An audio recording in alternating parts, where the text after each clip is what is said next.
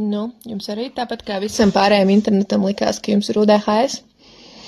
Tas pats par sevi nav nekas slikts vai muļķīgs, jo tas, kā parasti par to internetā runā, ir tā, ka paņem kādu atrautu pazīmi, un tad, ja tu tai atbilsti, tad tev noteikti ir UDHS.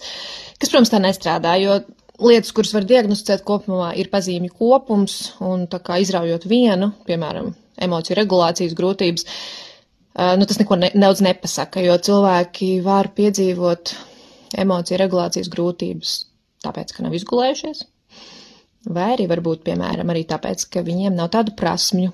Tā kā tas pats par sevi nenozīmē, ka kādam ir vai nav UDHS.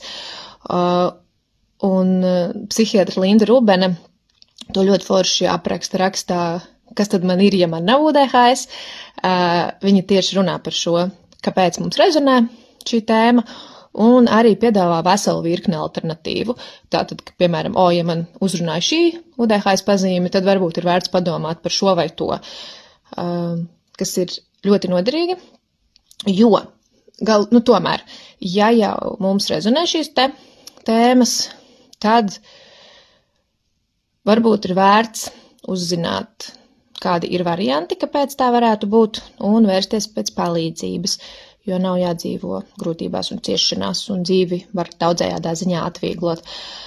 Un te pašā laikā nevajag arī to patoloģizēt, jo gal galā varbūt dažreiz mums vajag vienkārši paēst, pagulēt, satikt draugus, vai arī apgūt emociju regulāciju, jo vienkārši neesam to iemācījušies, bet tas pats par sevi nenozīmē, ka mums ir kaut kas diagnosticējams. Tā kā ļoti labs raksts iesaku.